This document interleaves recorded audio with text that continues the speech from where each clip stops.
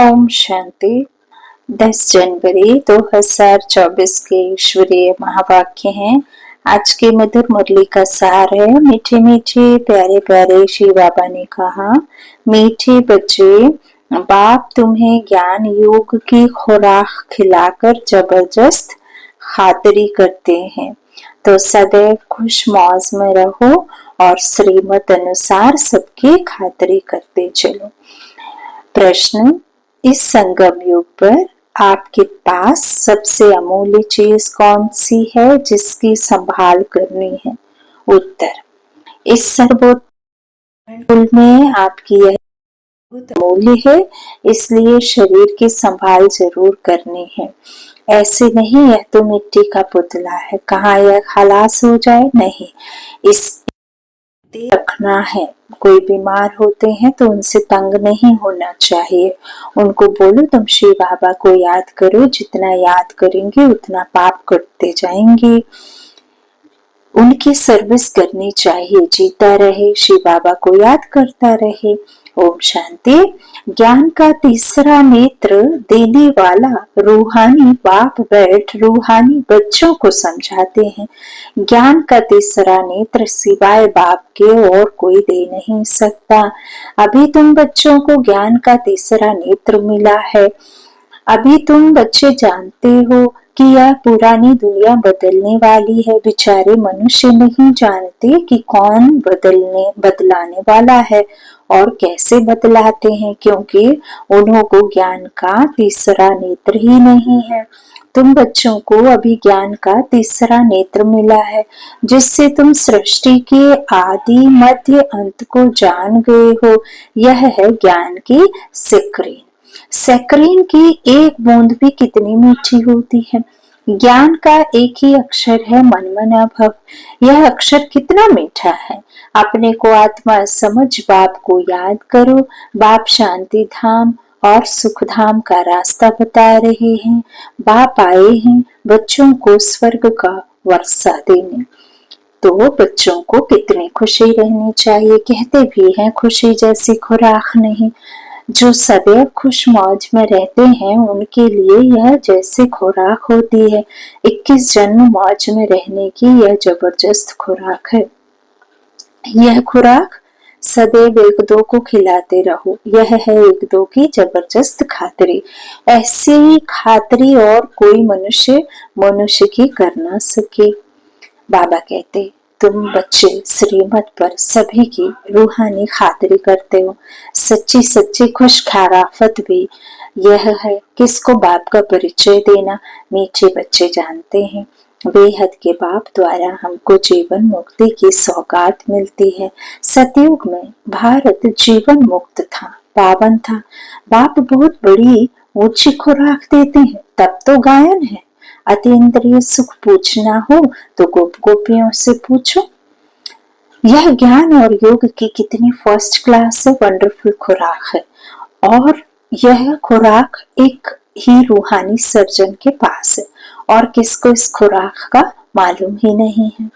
बाप कहते हैं, मीठे बच्चों, तुम्हारे लिए तेरी हथेली पर सौगात ले आया हूँ। मुक्ति, जीवन मुक्ति की यह सौगात मेरे पास ही रहती है।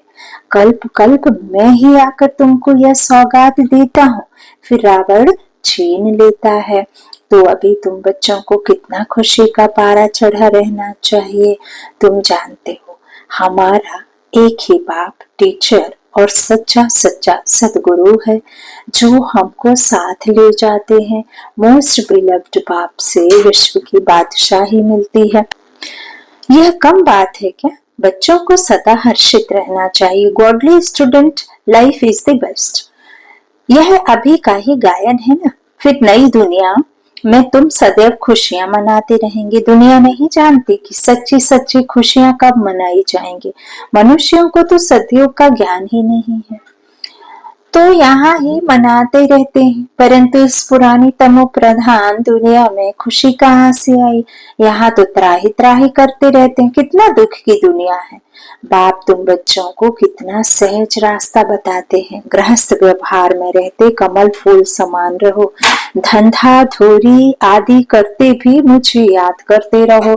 जैसे आशिक और माशुक होते हैं, वह तो एक दो को याद करते रहते हैं, वह उनका आशिक वह उनका माशुक होता है।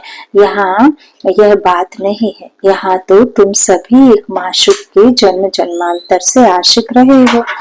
बाबा कहते हैं तुम एक ही माशुक के कल्प कल्प आशिक बनते आए हो, जन्म जन्मांतर से आशिक रहे हो। बाप तुम्हारा कभी आशिक नहीं बनता, क्योंकि बाबा कहते हैं मैं ही हूँ दुनिया को सुख शांति देने वाला, प्रेम देने वाला। तो मैं भला किसी और को कैसे याद करूंगा? जिसको चाहिए वो मुझे याद करता है। तो बाबा कहते हैं मैं किसी का आशिक नहीं हूँ, मैं सबका आशिक बनता हूँ। तो तुम उस माशुक को आने लिए याद करते आए हो। जब दुख जास्ती होता है तो जास्ती सिमरन करते हो। तब तो गायन भी है, दुख में सिमरन सब करें, सुख में करे ना कोई। इस समय जैसे बाप सर्वशक्तिमान है, दिन प्रतिदिन माया भी सर्वशक्तिमान तमो प्रधान होती जाती है।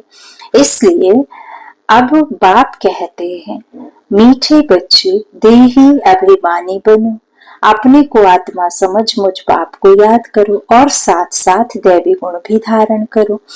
ऐसे तुम ऐसे लक्ष्मी नारायण बन जाएंगे। इस पढ़ाई में मुख्य बात है ही याद की। ऊंचते ऊंच बाप को बहुत प्यार स्नेह से याद करना चाहिए। वह ऊंचते ऊंच बाप ही नई दुनिया स्थापन करते हैं, करने वाला है। बाप कहते हैं मैं आया हूँ तुम बच्चों को विश्व का मालिक बनाने, इसलिए अब मुझे याद करो तो तुम्हारे अनेक जन्मों के पाप कट जाएंगे। पतित पावन बाप कहते हैं तुम बहुत पतित बन गए हो, इसलिए अब तुम मुझे याद करो तो तुम पावन बन और पावन दुनिया का मालिक बन जाएंगे। पतित पावन बाप को ही बुलाते हैं ना। अब बाप आए हैं तो जरूर पावन बनना पड़े। पाप जो है हमारे वो भी तो खत्म करने हैं। तो बाप दुख हरता सुख करता है। बरोबर सतयुग में पावन दुनिया थी तो सभी सुखी ही थे। अब बाप फिर से कहते हैं बच्चे शांति धाम और सुख धाम को याद करते रहो। अभी है संगम युग, एक है शांति धाम, एक है सुख धाम और एक है दुख धाम। तो बाबा कहते दुख धाम को भूलो और अपने असली घर और असली दुनिया को, जो तुम्हारी दुनिया थी उस दुनिया को याद करो। अभी है संगम युग कि भैया तुमको इस पार से उस पार ले जाते हैं। नैया कोई एक नहीं, सारी दुनिया जैसे एक बड़ा जहाज है, उनको पार ले जाते हैं। तुम मीठे बच्चों को कितनी खुशियां होनी चाहिए। तुम्हारे लिए तो सदैव खुशी ही खुशी है। बेहद का बाप हमको पढ़ा रहे हैं। वाह, यह तो कभी ना सुना ना पढ़ा। भगवान बाज मैं तुम रूहानी बच्चों को राजयोग सिखा रहा हूँ, तो पूरी रीति सीखना चाहिए, धारणा करनी चाहिए, पूरी रीति पढ़ना चाहिए। पढ़ाई में नंबर बार तो सदैव होते हैं। तो बाबा हमें राजयोग सिखा रहे हैं, बाबा हमें पढ़ा रहे हैं, भगवान हमें पढ़ा रहे हैं। तो बाबा कहते हैं अच्छी तरह सीखना चाहिए, धारणा करनी चाहिए, पूरी रीति पढ़ना चाहिए। पढ़ाई में नंबरवार तो सदैव होते ही हैं। अपने को देखना चाहिए, मैं उत्तम हूँ, मध्यम हूँ व कनिष्ठ हूँ। बाप कहते हैं अपने को देखो, मैं उच्च पद पाने के लायक हूँ, रूहानी सर्विस करता हूँ। क्योंकि बाप कहते हैं बच्चे सर्विसेबल बनो, फॉलो करो। मैं आया ही हूँ सर्विस के लिए, रोज सर्विस करता हूँ, इसलिए ही तो यह रथ लिया है। इनका रथ बीमार पड़ जाता है तो मैं इनमें बैठ मुरली लिखता हूँ। मुख से तो बोल नहीं सकते तो मैं लिख देता हूँ, ताकि बच्चों के लिए मुरली मिस ना हो। तो मैं भी सर्विस पर हूँ ना, यह है रूहानी सर्विस। तो तुम बच्चे भी बाप की सर्विस में लग जाओ, ऑन गॉड फादरली सर्विस। तो बाबा कहते हैं जो अच्छा पुरुषार्थ करते हैं, अच्छी सर्विस करते हैं, उनको महावीर कहा जाता है। देखा जाता है कौन महावीर है, जो बाबा के डायरेक्शन पर चलते हैं। बाप का फरमान है अपने को आत्मा समझ, भाई भाई देखो, इस शरीर को भूल जाओ। बाबा भी शरीर को नहीं देखते हैं। बाप कहते हैं मैं आत्मा को देखता हूँ, कभी यह तो ज्ञान बाबा कहते बाकी यह तो ज्ञान है कि आत्मा शरीर बिगर बोल नहीं सकती। मैं भी इस शरीर में आया हूँ। बाबा कहते हैं लोन लिया हुआ है, शरीर साथ ही आत्मा पढ़ सकती है, शरीर के साथ, है ना, बिना शरीर के कैसे पढ़ सकती। तो बाबा की बैठक यहाँ भ्रकुटी में है। यह है अकाल तख्त। आत्मा अकाल मूर्त है। आत्मा कब छोटी बड़ी नहीं होती है, शरीर छोटा बड़ा होता है। जो भी आत्माएं हैं सभी का तख्त यह भ्रकुटी है। हर एक के शरीर में आत्मा भ्रकुटी के बीच में ही विराजमान होती है, मस्तक पर जहाँ तिलक लगाया जाता है।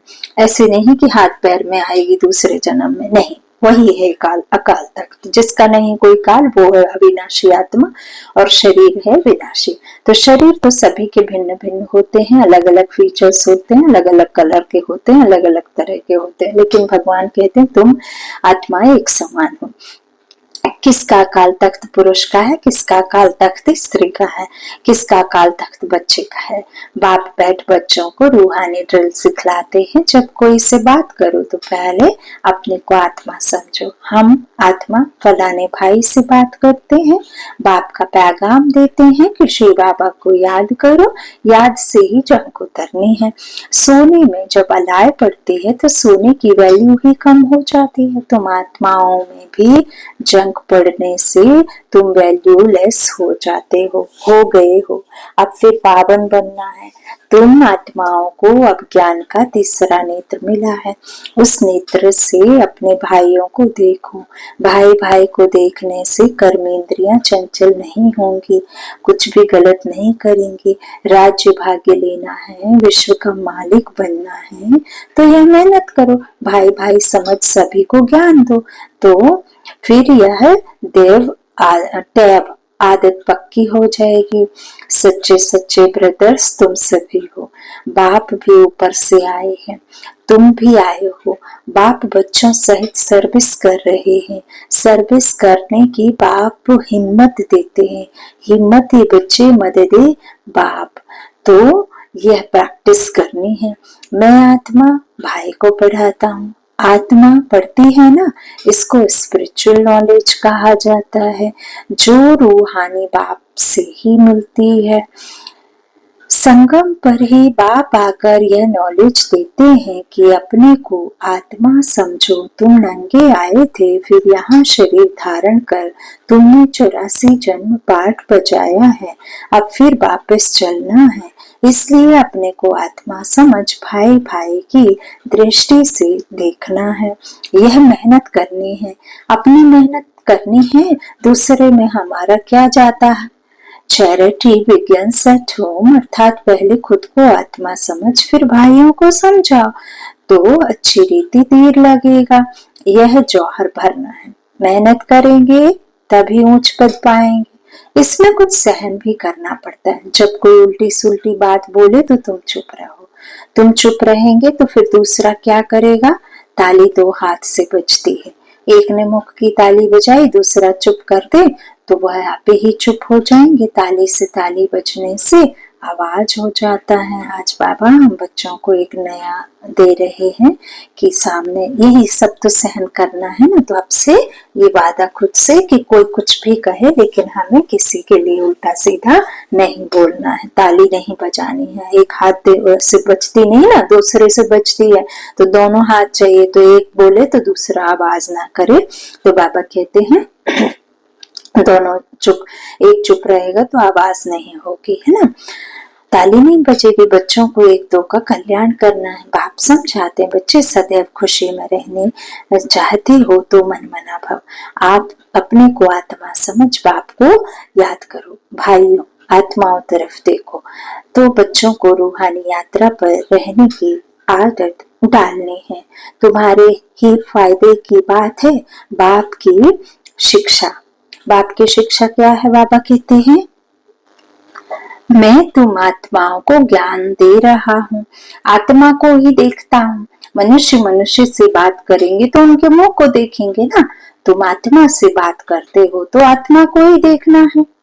भल शरीर द्वारा ज्ञान देते हो परंतु इसमें शरीर का भान तोड़ना होता है। तुम्हारी आत्मा समझती है परमात्मा बाप बच्चों हमारे ज्ञान हमको ज्ञान दे रहे हैं। बाप भी कहते हैं आत्माओं को देखता हूँ। आत्माएं भी कहती हम परमात्मा बाप को देख रहे हैं। उनमें बाबा कहते फिर उनसे नॉलेज ले रहे हैं। इसको कहा जाता है स्पिरिचुअल ज्ञान की लेन देन। आत्मा के साथ, आत्मा में ही ज्ञान है, आत्मा को ही ज्ञान देना है। यह जैसे जौहर है, तुम्हारे ज्ञान में यह जौहर भर जाएगा तो किसको भी समझाने से झट तीर लग जाएगा। बाप कहते हैं प्रैक्टिस करके देखो, तीर लगता है ना। यह नई टैब डालनी है तो फिर शरीर का भान निकल जाएगा। माया के तूफान कम आएंगे, बुरे संकल्प नहीं आएंगे, क्रिमिनल आई भी नहीं रहेगी। हम आत्मा ने 84 का चक्र लगाया है, अब नाटक पूरा होता है। अब बाबा की याद में रहना है, याद से ही तमो प्रधान से सतो प्रधान बन सतो प्रधान दुनिया के मालिक बन जाएंगे। कितना सहज है। बाप जानते हैं बच्चों को यह शिक्षा देना भी मेरा पाठ ही है, कोई नई बात नहीं। हर 5000 वर्ष बाद हमको आना होता है। मैं बंधाईमान हूँ, बच्चों को बैठ समझाता हूँ। मीठे बच्चे, रूहानी याद की यात्रा में रहो तो अंत मते सुगति हो जाएगी। यह अंत काल है ना, माँ में कम याद करो तो तुम्हारी सदगति हो जाएगी। याद की यात्रा से पाया मजबूत हो जाएगा। यह देही अभिमानी बनने की शिक्षा एक ही बार तुम बच्चों को मिलती है। कितना वंडरफुल ज्ञान है। बाबा वंडरफुल है तो बाबा का ज्ञान भी वंडरफुल है, कब कोई बता ना सके। अभी वापस चलना है, इसलिए बाप कहते हैं मीठे बच्चों यह प्रैक्टिस करो, अपने को आत्मा समझ, आत्मा को ज्ञान दो। तीसरे नेत्र से भाई भाई को देखना है, यही बड़ी मेहनत है। यह है तुम ब्राह्मणों का सर्वोत्तम ऊंचते ऊंच कुल। इस समय तुम्हारा जीवन अमूल्य है, इसलिए शरीर की भी संभाल करनी है। तमो प्रधान होने कारण शरीर की आयु भी कम होती गई है। अब तुम जितना योग में रहेंगे उतना आयु बढ़ेगी। तुम्हारी आयु बढ़ते बढ़ते 150 वर्ष हो जाएगी सतयुग में, इसलिए शरीर की भी संभाल करनी है। ऐसे नहीं है तो मिट्टी का पुतला है, कहाँ यह खलास हो जाए, नहीं, इनको जीते रखना है। यह अमूल्य जीवन है ना। कोई बीमार होते हैं तो उनसे तंग नहीं होना चाहिए, उनको भी बोलो शिव बाबा को याद करो। जितना याद करेंगे उतना उनके पाप कटते जाएंगे। उनकी सर्विस करनी चाहिए, जीता रहे, शिव बाबा को याद करता रहे। यह समझ तो रहती है ना, हम बाबा को याद करते हैं, आत्मा याद करती है बाप से वर्षा पाने के लिए। अच्छा, मीठे मीठे सिक्के लदे बच्चों प्रति माता पिता बाप दादा का याद प्यार और गुड मॉर्निंग। रूहानी बाप के रूहानी बच्चों को नमस्ते। हम रूहानी बच्चों की रूहानी माता पिता बाप दादा को याद प्यार और गुड मॉर्निंग। शुक्रिया बाबा, शुक्रिया। धारणा के लिए मुख्य सार है।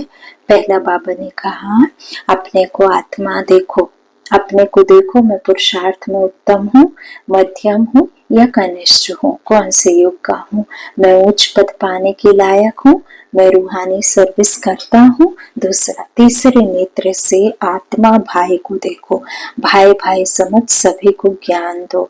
आत्मिक स्थिति में रहने की आदत डालो तो कर्मेंद्रियां चंचल नहीं होंगी। वरदान, ब्रह्मा बाप समान महात्याग से महान भाग्य बनाने वाले फरिश्ता सो विश्व महाजन भव। फरिश्ता सो विश्व महाजन बनने का वरदान उन्हीं बच्चों को प्राप्त होता है जो ब्रह्मा बाप के हर कर्म रूपी कदम के पीछे कदम उठाने वाले हैं, जिनका मन बुद्धि संस्कार सदा बाप के आगे समर्पित है। जैसे ब्रह्मा बाप ने इसी महात्याग से महान भाग्य प्राप्त किया है, अर्थात नंबर 1 संपूर्ण फरिश्ता और नंबर 1 विश्व महाराजन बने। ऐसे फॉलो फादर करने वाले बच्चे भी महान त्यागी व सर्वस्व त्यागी होंगे। संस्कार रूप से भी विकारों के वंश का त्याग करेंगे। स्लोगन है, अभी सब आधार टूटने हैं इसलिए एक बाप को अपना आधार बनाओ। अभी सब आधार टूटने हैं इसलिए एक बाप को अपना आधार बनाओ। अपने शक्तिशाली मनसा द्वारा सकाश देने की सेवा करो। इतनी सारी प्रकृति को परिवर्तन करना, तमोगुणी संस्कारों वाली आत्माओं के तमोगुणी वाइब्रेशंस को बदलना और स्वयं को भी ऐसे खूनी नाहिक वायुमंडल के वाइब्रेशन से सेफ रखना तथा उन आत्माओं को सहयोग देना, इस विशाल कार्य के लिए मनसा को शुभ भावनाओं से संपन्न शक्तिशाली बनाओ। अच्छा, ओम शांति।